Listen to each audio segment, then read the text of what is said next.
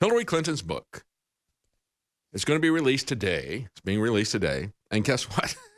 What happened? Well, what happened is they discounted it 40% before it was even released. Maybe they should have come out with a paperback version first, because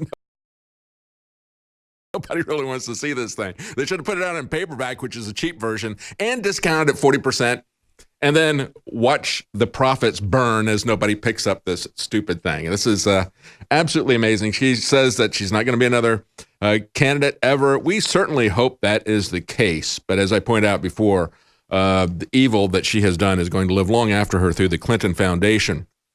She came out, of course, in interviews saying she doesn't believe that she offended people with her basket of deplorables content. She's perfectly fine with labeling everybody as deplorables. Here's what she told Jane Pauley in a very, very friendly, fawning interview. But even Jane Pauley had a hard time thinking that this wasn't a gift, a basket of gifts to President Trump when she was running against him, calling them basket of deplorables. Here's that comment.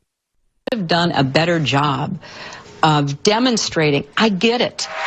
There were some memorable verbal gaffes, too.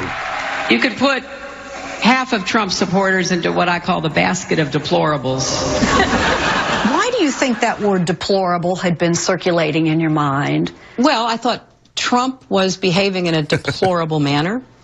I thought a lot of his appeals to voters were deplorable. I thought his behavior, as we saw on the Access Hollywood tape, was deplorable. And there were a large number of people who didn't care.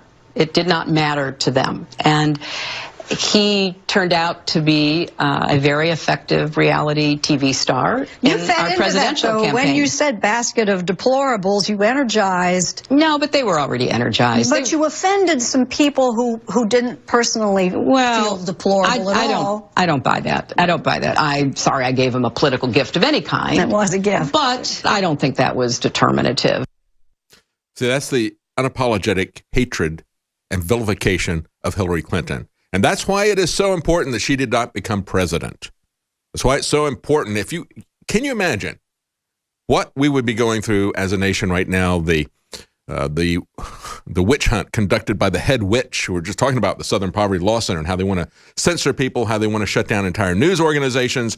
Boy, that would have been on steroids, and it would have been accelerated right now if that hateful woman had become president.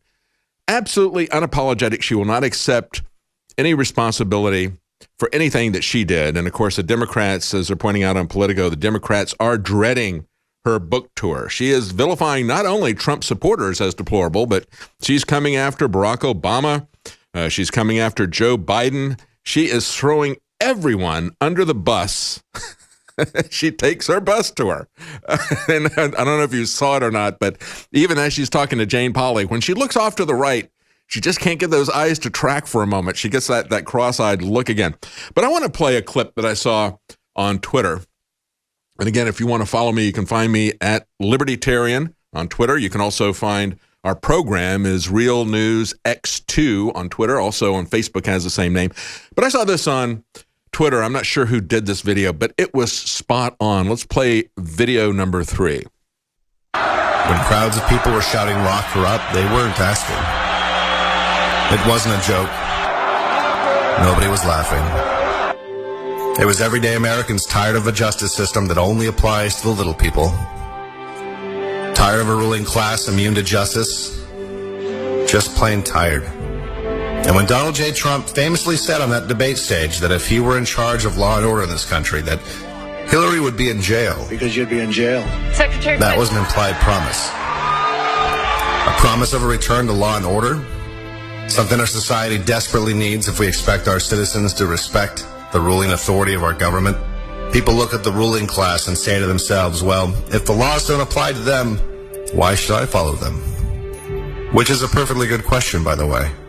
And it's especially dangerous when we're not talking about just getting your friends out of a few parking tickets. We're talking about a justice system whose moral authority has been so eroded that it seems for people with enough money and power, there is no law at all.